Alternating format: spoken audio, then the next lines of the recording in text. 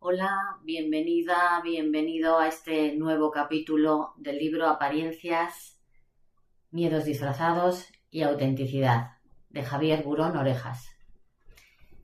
Capítulo 8. Licencia moral. Mantener una imagen positiva, ser bien visto y considerado, es uno de los deseos más poderosos del ser humano. Y como hemos visto, cuando actuamos de forma que daña esa imagen, tratamos de repararla, lo mismo que intentamos eliminar, ocultar o disimular las imperfecciones de nuestro rostro. Procuramos hacer el bien para borrar o compensar el mal. Ahora vamos a ver un modo de actuar, licencia moral, que parece buscar lo contrario. A todos nos gusta pensar que somos personas honestas, pero la experiencia diaria nos muestra que la deshonestidad, en cualquiera de sus formas, robo, engaño, malversación, etc., a veces rinde pingües beneficios y a corto plazo, mientras que muchos siguen pensando que pocos se hacen ricos solo trabajando. Mantener la buena imagen en todo momento puede ser muy costoso. Hay ocasiones en que son muy poderosos otros deseos y otras tentaciones. Uno puede desear profundamente parecer una persona honrada, pero si se juzga trascendental aprobar un examen de oposiciones, el deseo de aprobarlo puede llevar a copiar en el examen si se presenta una buena ocasión de hacerlo, aunque el procedimiento no sea correcto y se corra el riesgo de mancillar la propia imagen. Después ya vendrá el maquillaje social, justificaciones, arrepentimiento, compensaciones, etc. La propia imagen puede quedar un tanto deteriorada, pero al estudiar la licencia moral se examina la táctica de querer comer el pastel y que quede entero, de manchar la cara y querer que quede limpia, de aprovecharse de ciertas conductas inmorales sin perder, al menos de forma importante, la buena imagen de honestidad. Cuando un individuo considera que tiene un buen historial moral y se siente seguro de él mismo, a veces parece creerse con cierto derecho o permiso para permitirse algunos deslices o conductas inmorales, o por lo menos dudosas. Todos conocemos casos de personas que, después de seguir rigurosamente un estricto régimen alimenticio, se ven con permiso para hacer una pequeña excepción un día especial determinado. Y los demás lo comprendemos porque de una forma u otra todos nos damos ciertos permisos o licencias. En los carnavales llega tal vez la máxima oportunidad para las licencias. Bajo las máscaras y los disfraces explosionan los deseos de realizar acciones que no se llevarían a cabo a cara descubierta, porque dañarían demasiado la propia imagen moral. El disfraz, el anonimato, deja expresar deseos ocultos bajo las máscaras de la vida cotidiana, las cuales se van configurando al adquirir las habilidades del saber estar y que escondemos detrás de lo que denominamos buena educación, cortesía, decencia, buen gusto, adaptación, refinamiento, etc. La investigación psicológica sobre la licencia moral indica que, en general, el ser humano busca tener una imagen moral cómoda, ni muy elevada ni despreciable, de un promedio confortable. Si su conducta no alcanza ese promedio, recurre a la compensación realizando buenas obras, como vimos en capítulos anteriores. ¿Y qué ocurre si lo sobrepasa o lo supera? El estudio de la licencia moral nos dice que cuando uno se ve con un superávit de bondades en el historial, puede darse permiso, licencia, a veces, por lo menos, para desmelenarse, que es soltarse o desinhibirse, según el diccionario de la RAE, pero procurando no incurrir en la desfachatez o el cinismo. Y es que ser héroe no es fácil. La mayoría de las personas prefieren ser discretas, sin destacar mucho ni por arriba ni por abajo. Para entender mejor la licencia moral, quizá ayude a considerar algunos ejemplos cotidianos que todos hemos observado. Una mujer joven con belleza deslumbrante y claramente superior al término medio puede un día tomarse la libertad, licencia, de no maquillarse o arreglar su imagen, pues tiene la seguridad de que su apariencia está bien de cualquier forma, aunque un día presente un tono menor. Pero esa misma licencia no es tan fácil para otra mujer que, con razón, no está tan segura de su belleza y consecuentemente tiene que evitar esos descuidos en su apariencia. Fieles al rol machista, los hombres se toman licencias más masculinas.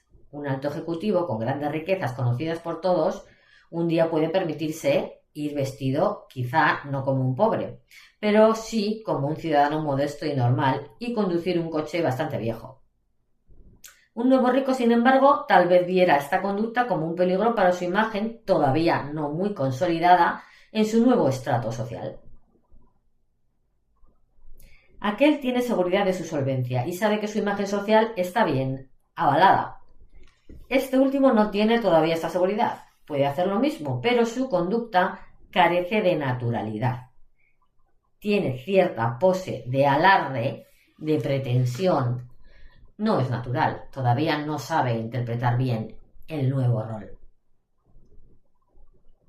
Estos ejemplos ilustran lo que ocurre en el plano moral. Sentirse moralmente superior ante los demás puede llevar a ciertas licencias que no se tomarían sin sentir esa superioridad. Sobre todo bajo el amparo de las buenas intenciones o cuando los pequeños pecados sirven para evitar peligros amargos o alcanzar objetivos muy codiciados.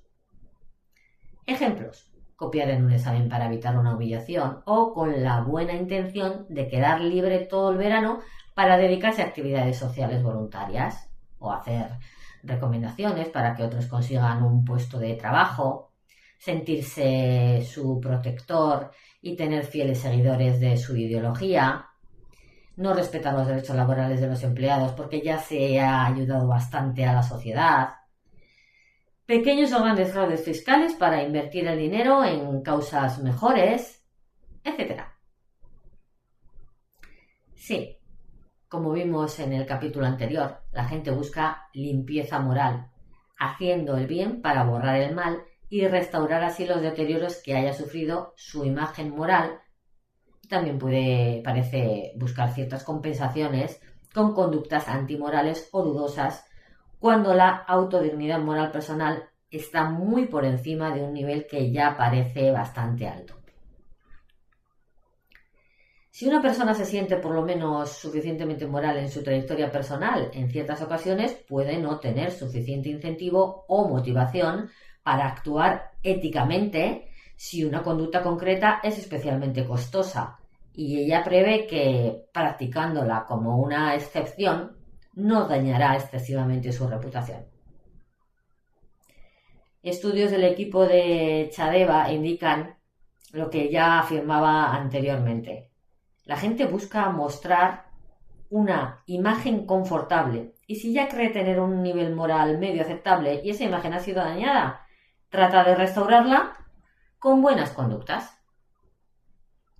Pero si cree que ya se ha superado el nivel medio o que ya posee un plus moral, puede tomarse alguna licencia o permiso moral. Parecería lógico pensar que si una persona se considera moralmente buena, debería seguir actuando correctamente para confirmar esta percepción que tiene de sí misma y que posiblemente tienen también los demás. Así podríamos esperarlo si tenemos en cuenta la fuerte influencia sólidamente comprobada en psicología de las expectativas, del rol, de la congruencia, de la consistencia, etc. Y así es generalmente. Sin embargo, cuando hacer el bien supone un coste que se considera elevado, el ser humano empieza a calcular y encuentra la salida de imponer unos límites al altruismo y a la beneficencia. Y esto se ve expresado en frases populares tan comunes como estas: me gusta ser bueno, pero no tonto. Ayudar está muy bien, pero todo tiene un límite. Es que si das la mano te toman el brazo entero. Es que así yo voy a ser quien lleve todas las cargas y además ser la mala de la familia, etc. Mark Twain, con sus típicas agudeza e ironía, decía: sé virtuoso y te tendrán por excéntrico. Porque lo normal es ser mediocre. Tal vez alguien haga estas proposiciones. Haz el bien y no mires a quién. El límite del amor es amar sin límite. Pero este ideal, llevado a la práctica, exige ser un héroe. generalmente no reconocido como tal o interpretado como un idealista que no tiene los pies en la tierra. Y la mayor parte de las personas parecen conformarse con obtener de los demás una valoración moral entre media y media alta en comparación con su entorno. Y cuando perciben que superan ese nivel es cuando pueden aparecer las licencias morales, permitiendo conductas que no se producirían si no se tuviera el respaldo de un historial de buena conducta y la confianza de que esas condescendencias puntuales con uno mismo serán vistas por los demás con cierta comprensión. La comprensión de quien sabe que hace lo mismo. Quien decida ayudar sin límites ha de estar dispuesto a aceptar que más de una vez sufrirá lo que Luchies y otros, en el 2010, llaman efecto felpudo. Ser algo que todos pisan. Ha de saber que no pocas veces va a ser explotado, abusado de su disponibilidad, y que alguien hasta puede hacerlo creyendo que tiene derecho a actuar de este modo. Y no es nada agradable verse explotado, pudiendo evitarlo. O comprobar que se hace el primo, mientras que otros, estando en la misma situación, actúan con mayor solvencia. Un estudio de Jordan y Monin en el 2008 titulado De ser primo a ser tonto lo muestra con claridad. Para entender mejor este fenómeno llamado el efecto de primo a santo, imagínate que una persona con bastante autoridad en su trabajo te pide que le hagas un favor que no entra en absoluto en tus obligaciones laborales y que además es muy tedioso y monótono. No te atreves a negarte y lo haces. Cuando ya lo has terminado, pide lo mismo a un compañero tuyo de trabajo, este empieza a realizarlo, pero pronto se cansa y lo deja, con la disculpa de que no tiene tiempo para terminarlo.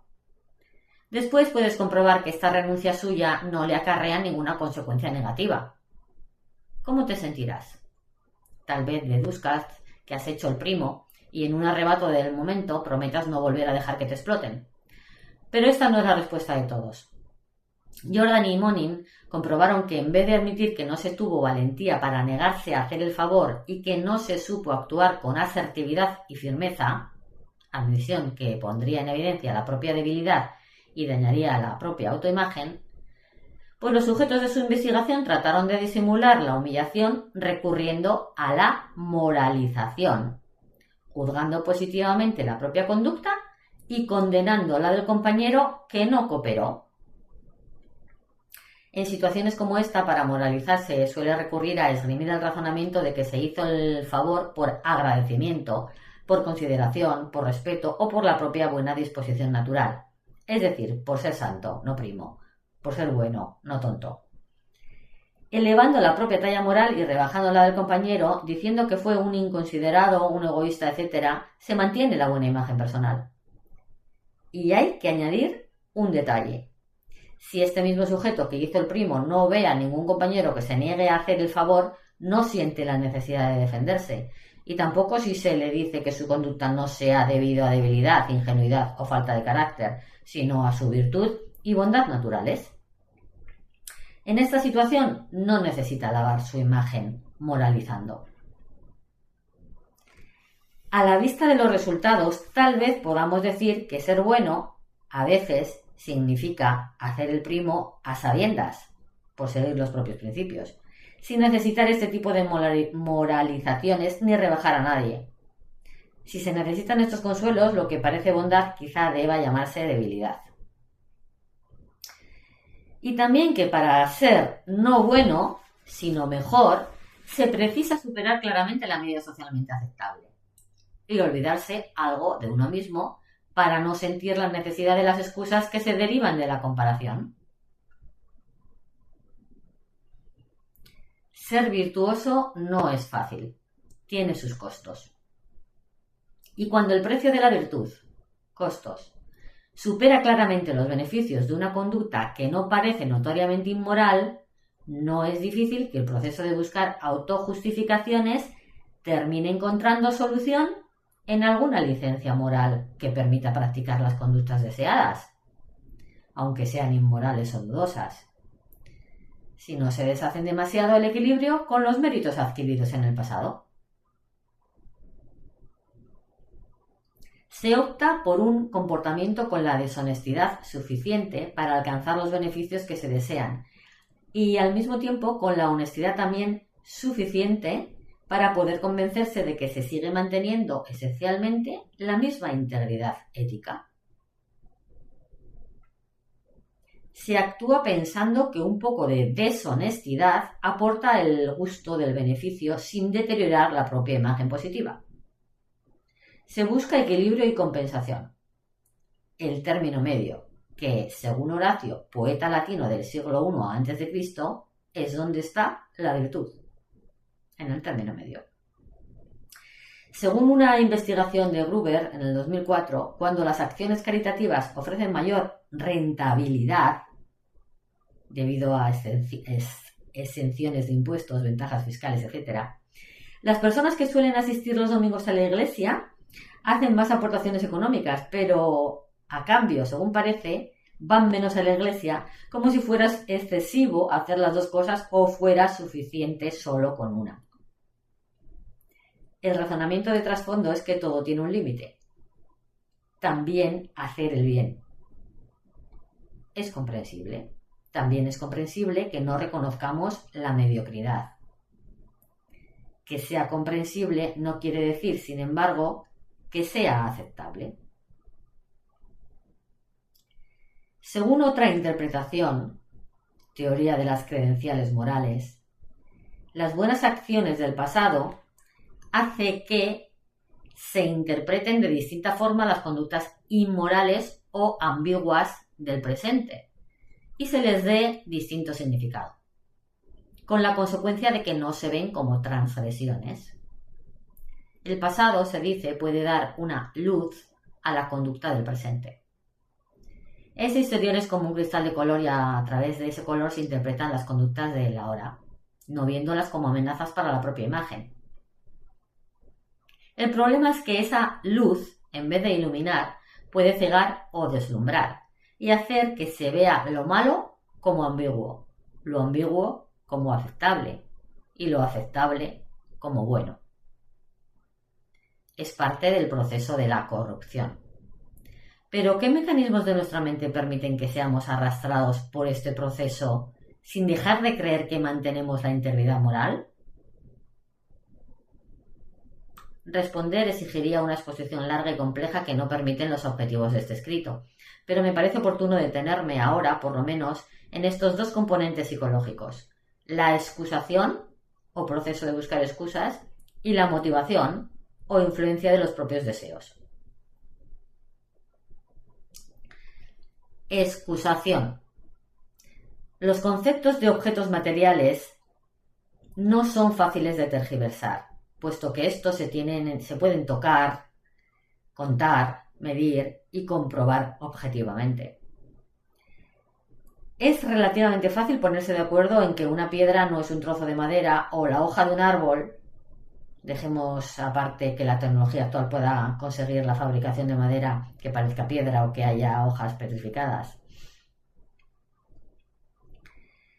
Los conceptos abstractos, sin embargo, son más elásticos y flexibles, y esa elasticidad permite la tergiversación, el autoengaño y la corrupción, tal vez sin tener clara constancia de ello.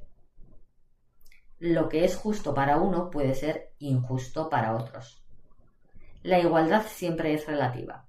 Los derechos y los valores no tienen límites exactos. Lo que unos califican como buen tiempo es pésimo para otros.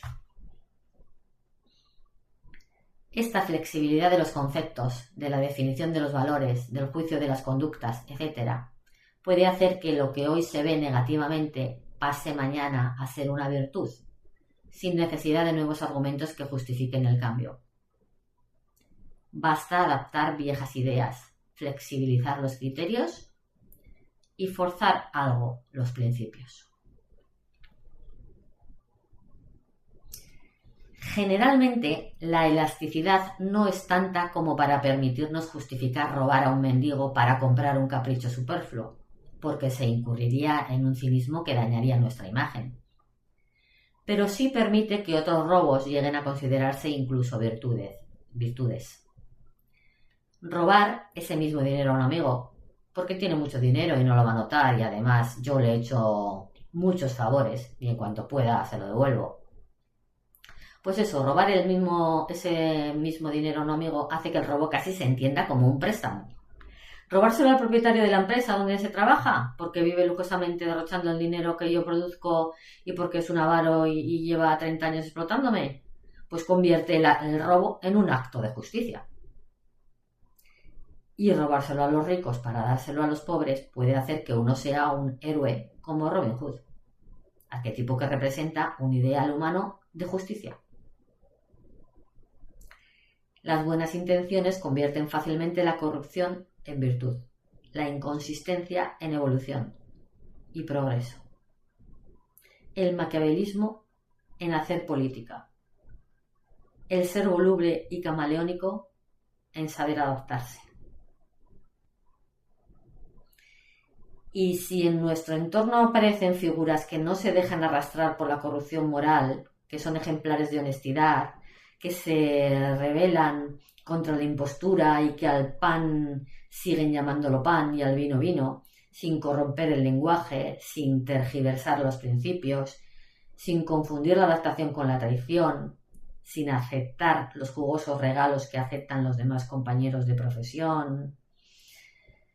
Pues cuando aparecen esos rebeldes morales o modelos de resistencia que con su conducta nos hacen ver nuestro verdadero rostro en el espejo, sin máscaras ni maquillajes, y amenazan así nuestra imagen positiva, esos rebeldes morales, según la investigación de Monin, Sauer y Márquez, son mal vistos, rechazados y no pocas veces han sido sacrificados. Son un peligro para la paz.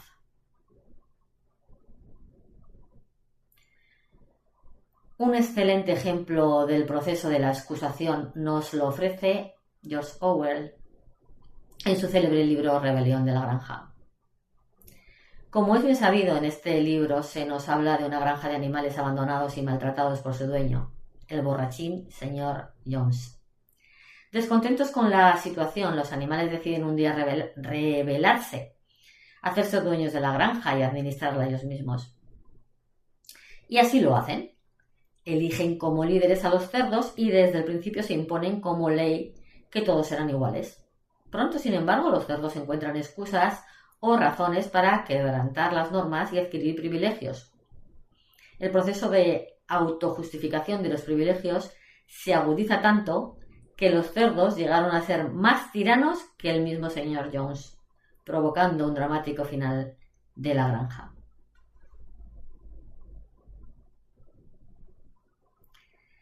Motivación. Al proceso de corrupción de los criterios personales hay que añadir la fuerza de la motivación o del deseo. Las excusas se buscan para poder conseguir lo que se desea, y cuando el deseo es poderoso, es muy fácil encontrar razones o excusas para conseguirlo y para justificar los medios de lograrlo. Casi siempre acabamos creyendo que es bueno aquello que deseamos profundamente, convirtiendo en razones los sentimientos, los deseos en evidencias. La psicología de la publicidad lo sabe. Si se logra que un producto guste mucho, el comprador se persuade pronto de que le conviene comprarlo. Y una vez que se ve la conveniencia, ya solo queda un paso para adquirirlo: tener dinero o facilidades de pago. La gente se convence a sí misma de la conveniencia de casi todo lo que desea, incluyendo el pasar a considerar como aceptables las conductas que normalmente ha considerado como no éticas en los demás. Generalmente se ven como justas las decisiones que nos gustan y como injustas las que nos desagradan, y se cree que merecemos mejores resultados, pero menos sufrimientos. Y esta tendencia a la autojustificación y a las excusas es aún más pronunciada cuando nos vemos en la necesidad de salir de algún agujero profundo o de algún laberinto. Es la situación de Kahneman y Tversky, 1979. Llaman aversión a la pérdida, que en términos sencillos quiere decir que es mayor, 3 veces mayor, el deseo de evitar una pérdida que el deseo de conseguir algo del mismo valor. Cuando nos vemos a punto de ahogarnos, cualquier medio para salir del apuro nos parece justificado. Pero quiero añadir un detalle. Al ser humano no le gusta hundirse demasiado y suele poner un límite al deterioro moral. No roba siempre, aunque pueda hacerlo impunemente. No engaña siempre, aunque pueda sacar de ello beneficio sin coste alguno. La deshonestidad no solo daña nuestra imagen social, el concepto que los demás tienen de nosotros, sino que deforma también la imagen que nos gusta tener de nosotros mismos, la que nos dice cómo somos, hasta qué punto somos buenos o malos, y nos gusta pensar que somos honestos, que no somos seres totalmente corruptos, que podemos robar algo, pero no a un mendigo anciano, hambriento y enfermo. Es el sentido de dignidad que toda persona quiere mantener. El hombre nunca se corrompe totalmente. Si se mira serenamente al fondo del ser humano, siempre se descubre algo que le hace digno de respeto. O, como decía Camus, que hay en él más cosas dignas de admiración que de desprecio. La licencia moral o relajación del autocontrol se ha demostrado en campos diversos. Menciono solo algunos. En el estudio de las relaciones entre grupos, el equipo de Monin ha comprobado, por ejemplo, que a la hora de dar un puesto de trabajo, si el que hace la selección se lo otorga a una persona negra, habiendo otros candidatos blancos igualmente capacitados, este aval o plus a favor de los negros le facilita, después, negar el puesto de trabajo a otra persona negra entre candidatos blancos. Una vez que ha probado que no es racista, tiene menos miedo a actuar de un modo que pueda llevar a ser calificado como tal. Efron, Cameron y Monin hallaron, de hecho, que a los ciudadanos que habían votado a Obama les resultaba más fácil después favorecer más a los blancos que a los negros. Investigando la práctica del consumo, Kahn y Dar comprobaron que un autoconcepto elevado libera a la gente para comprar ciertos caprichos de mayor lujo. En los individuos que investigaron pudieron constatar que si estos habían realizado previamente acciones especiales de altruismo, después les resultaba más fácil buscar compensación eligiendo un objeto de lujo al hacer la compra. Su elevación del autoconcepto, debida a las acciones caritativas, rebajaba su reparo al comprar algo lujoso y les llevaba a ser más indulgentes consigo mismos. La virtud parecía darles permiso para tener ciertas condescendencias. Sentirse superior parece quitar el miedo a parecer pequeño practicando conductas un tanto dudosas que desde fuera pueden ser vistas como menos éticas o no estéticas. En la literatura psicológica se ve que los mecanismos que reducen la culpabilidad pueden elevar las preferencias por artículos superfluos. El lujo de algunas personas consideradas honradas puede encontrar explicación en estos procesos. Algunas acciones caritativas, algunas donaciones y algunos actos piadosos regulares pueden ser aval suficiente para lujos que se observan en la sociedad de consumo y que, como señalan Kahn y Dar, se exhiben en gran medida sin conciencia de los procesos ocultos de la licencia moral. Elegir productos autosatisfactorios es todavía más fácil si las circunstancias facilitan una justificación para consumirlos. Es fácil que un fumador que está en el proceso de dejar de fumar haga una excepción de la abstención en circunstancias especiales, por ejemplo, la boda de una hija, que ofrecen una rápida justificación. Cuando se está intentando romper un hábito placentero, es fácil autojustificarse y, como dicen Kahn y Dar, preferir el vicio a la virtud. La privación a veces hace que la indulgencia sea más tentadora, como si el esfuerzo realizado mereciera una gratificación.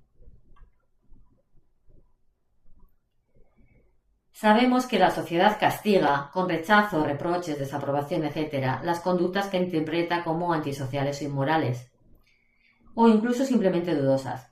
Pero el reproche puede ser menor o nulo si una acción presente es interpretada como positiva o menos negativa, conociendo el pasado de su autor.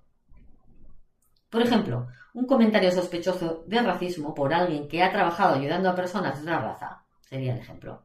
El que actúa lo sabe, es consciente de que su conducta no va a dañar demasiado su imagen, y si logra con su acción algo deseado, siente menos miedo al juicio ajeno y se ve más libre, licencia moral, para actuar o expresarse como no lo haría sin ese historial opuesto al racismo. Incluso la intención de actuar bien en el futuro, el propósito, puede dar esa libertad o licencia, aunque después no se actúe según esas intenciones. El ser humano se engaña con suma facilidad para hacer lo que desea. Da por supuesto que va a realizar el propósito, aunque haya incumplido 1000 veces lo prometido. El cuento de la lechera expresa la tentación de ver el futuro como se desea y actuar como si ese futuro imaginado fuera ya real. Como ejemplo de licencia moral merece especial atención una investigación llevada a cabo por Gebel, cuyo título es ¿Roban los éticos más libros? Para responder a esta pregunta, analizó si se roban de las bibliotecas más libros de ética que de otras ramas de la filosofía. Para ello escogió al azar bibliotecas de 13 universidades de Estados Unidos y del Reino Unido.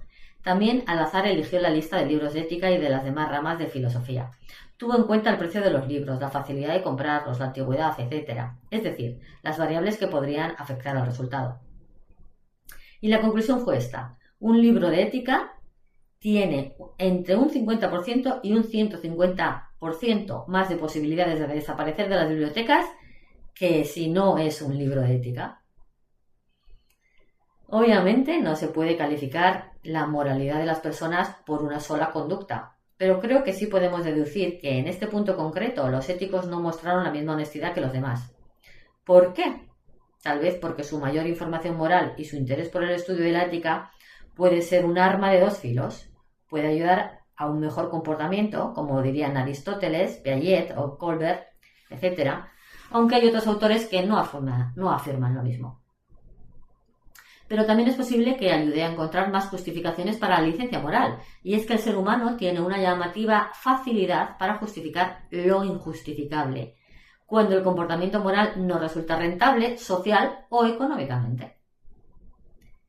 El autor de la investigación comenta literalmente: el conocimiento moral explícito es ambivalente.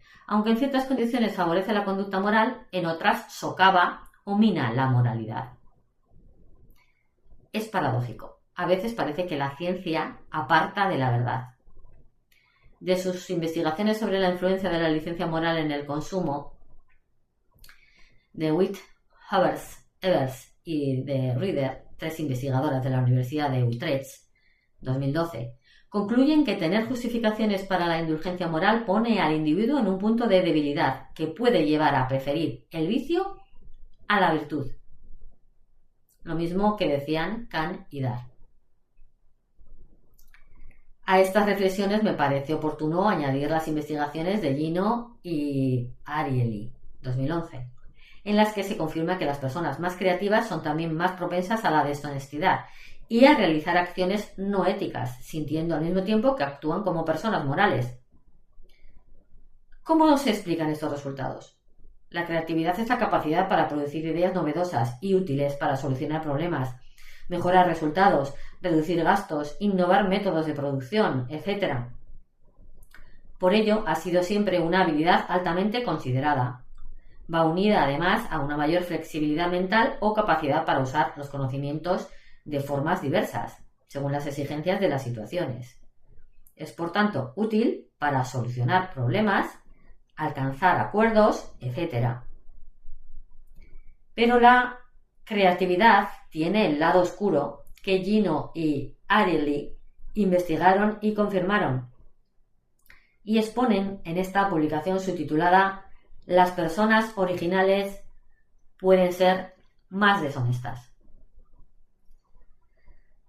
La explicación es la siguiente. La creatividad sirve también para buscar razones y disculpas creíbles y justificar con ellas los propios errores, logrando provecho personal de las trampas, los engaños y las mentiras, al mismo tiempo que se consigue mantener la imagen de personas honestas. De esta forma, les resulta más fácil y menos comprometido practicar conductas no éticas, sobre todo cuando la información disponible en el ámbito social es ambigua y, consecuentemente, resulta fácil desmentirla y tergiversarla. Cuando es fácil justificar una conducta inmoral, es también fácil practicarla. En general, la gente tiende a llegar a las conclusiones que les interesan, pero las personas creativas saben lograrlo con mayor facilidad, con mayor persuasión y, a la vez, con mayor impunidad social. Por eso se puede ver en ellas cierta deshonestidad que no se encuentra en mentes menos originales y menos sofisticadas, una deshonestidad más refinada.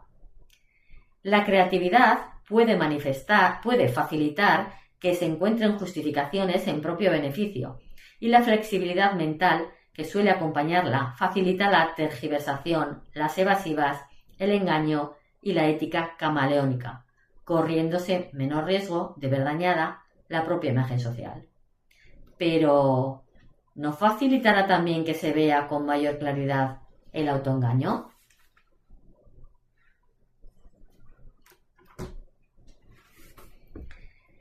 Todas estas investigaciones me inclinan a pensar que la mayor parte de la gente busca, como sabe y puede, lograr y mantener una buena imagen ante los demás, procurando no perder demasiado de lo que íntimamente le importa, y evitar que la virtud no la ponga en el peligro de parecer menos adaptada, menos realista y menos inteligente. Es una característica de quien se guía moralmente más por la comparación con los demás que por principios morales, los cuales, por su misma esencia, son más estables y se fundamentan más en la convicción personal razonada.